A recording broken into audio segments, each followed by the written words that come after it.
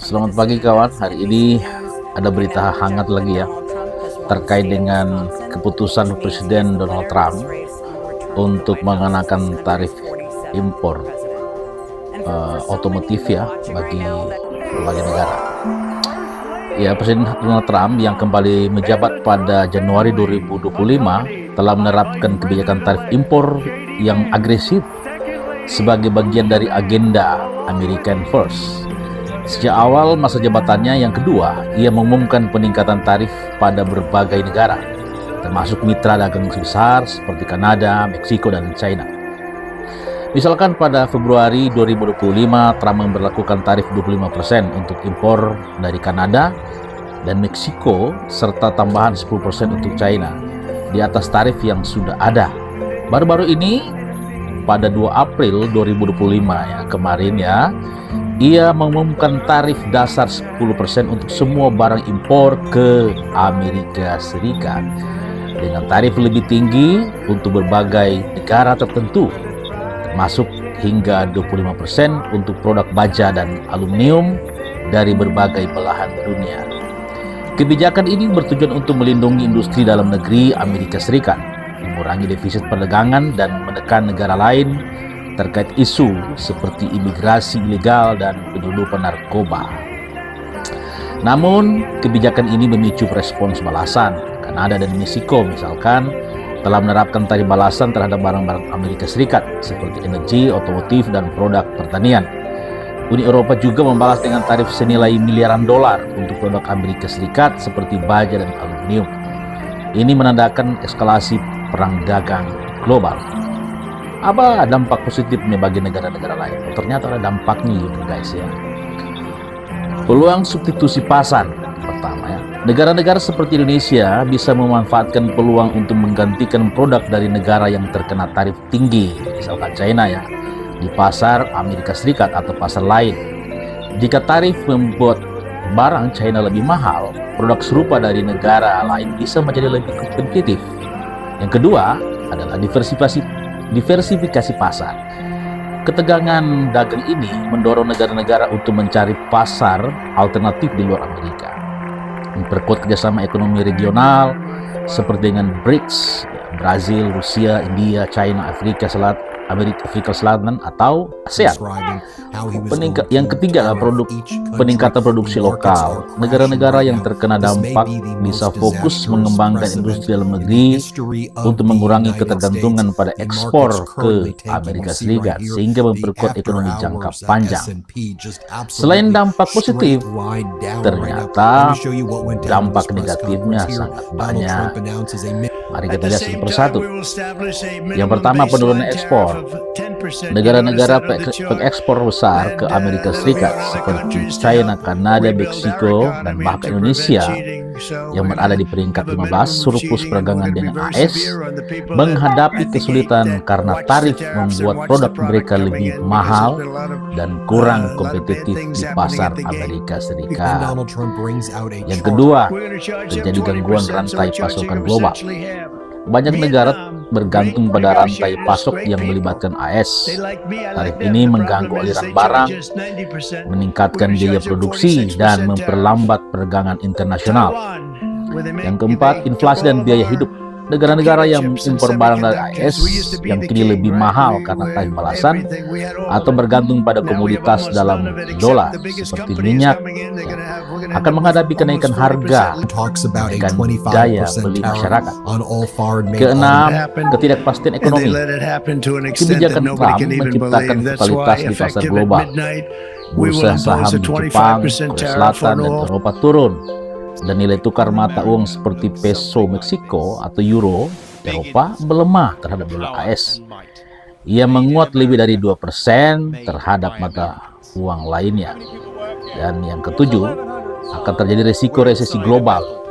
Jika perang dagang berlanjut, pertumbuhan ekonomi dunia bisa melambat.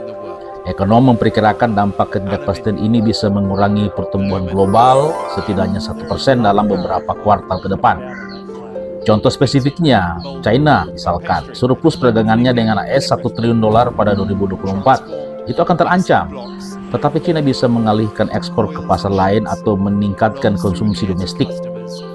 Kanada dan Meksiko. Tarif AS mengganggu integrasi ekonomi Amerika Utara, tetapi mereka membalas dengan tarif yang bisa melindungi industri lokal. Jadi bagaimana dengan Indonesia? Sebagai penyumbang defisit ke-15 bagi AS, Indonesia harus waspada terhadap tarif tambahan, terutama pada industri seperti mebel, tetapi bisa memanfaatkan peluang substitusi produk China. Jadi bisa disimpulkan pengenaan tarif oleh Trump akan membawa dampak ganda.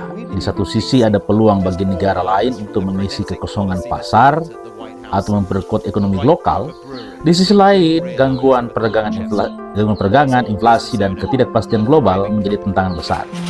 Negara-negara perlu strategi cerdas seperti diplomasi, ekonomi, dan diversifikasi pasar untuk menghadapi situasi ini.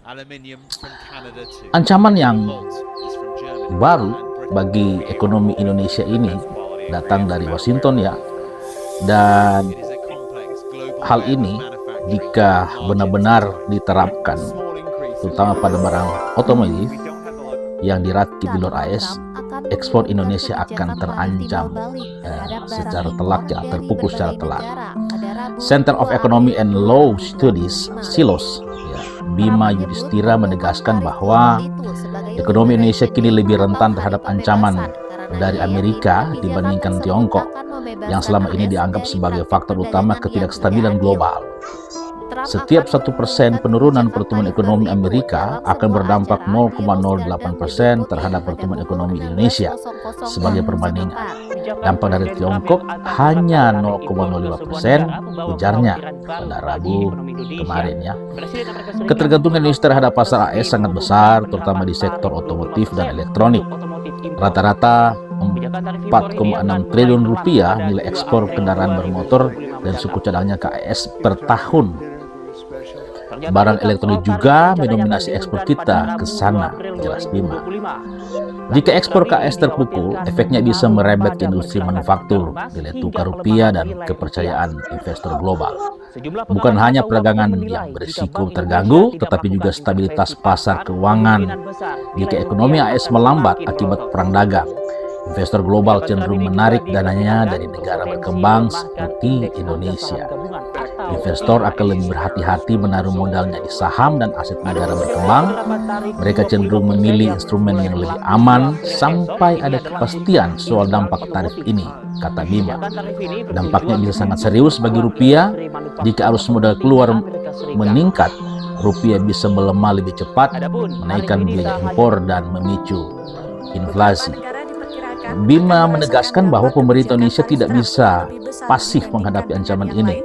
Bank Indonesia harus siap melakukan intervensi dengan cadangan devisa yang masih di atas 150 miliar dolar agar rupiah tetap stabil. Selain itu, ekspor harus segera dialihkan ke pasar alternatif seperti Timur Tengah dan ASEAN yang masih prospektif.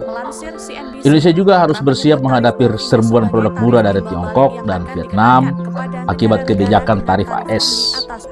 Peraturan Menteri Perdagangan Nomor 8 Tahun 2024 harus segera direvisi untuk melindungi pasar domestik dari dumping. Pemerintah juga perlu menyiapkan insentif bagi industri yang berisiko terpukul seperti otomotif, alas kaki, dan pakaian jadi.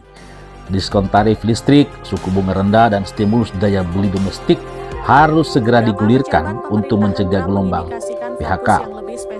Jika langkah-langkah ini tidak segera diambil, dampak kebijakan Trump bisa semakin menghantam ekonomi nasional dalam waktu dekat. Para perusahaan global pun memperingatkan adanya kenaikan harga langsung, dan para pemilik dealer di negara-negara pengekspor mobil besar dunia sedang berpikir kemungkinan pemutusan hubungan kerja. Kebijakan Trump ini berdampak pada kekacauan bagi perusahaan mobil global. Kebijakan baru ini telah membuat saham sejumlah perusahaan otomotif besar turun drastis pada Kamis sore waktu Amerika Serikat. Misalkan General Motors kehilangan 7% di bursa AS, sementara Ford Motor dan Stellantis 3% dalam perdagangan Kamis sore. Volkswagen, BMW, BMW, Mercedes-Benz, Porsche, dan Continental juga kehilangan 5,5 miliar euro atau setara dengan 98 triliun dalam nilai pasar gabungan. Produsen kini harus memutuskan apakah akan melokalisasi lebih banyak produksi di AS atau menanggung biaya tarif dan meneruskannya ke konsumen. Beberapa perusahaan termasuk Volvo Cars, Audi, milik Volkswagen, Mercedes-Benz, dan Hyundai telah mengatakan akan memindahkan sebagian produksi sementara. Ferrari akan menaikkan harga 10% untuk sejumlah model, diikuti pemasok suku cadang mobil Valeo asal Perancis. Industri otomotif Eropa misalkan menyerukan kesepakatan transatlantik untuk menghindari tarif. Namun belum diketahui bagaimana poin keputusan itu. Tarif akan berdampak pada produksi hampir seketika, kata Cox Automotive, penyedia teknologi di Amerika Utara. Dan itu memperkirakan gangguan pada hampir semua produksi kendaraan Amerika Utara pada pertengahan April, di mana produksi sekitar 20.000 mobil per hari akan hilang atau sekitar 30%. Kita tahu bahwa Presiden menganggap indeks Dow Jones sebagai barometer utama keberhasilannya, kata analis di Bernstein Research. Sulit untuk menilai durasi kebijakan yang seperti gergaji mesin tersebut jika kebijakan tersebut menyebabkan kemerosotan pasar yang tampaknya tidak bersifat sementara, tambahannya. Sementara itu, Menteri Keuangan Republik Indonesia Sri Mulyani Indrawati menyebutkan bahwa pelemahan rupiah di atas level 16.300 per dolar AS disebabkan oleh kebijakan Presiden Amerika Donald Trump. Mulai Januari dan terutama semenjak Presiden Donald Trump dilantik, begitu banyak kebijakan eksekutif Trump yang terus-menerus menimbulkan gejolak.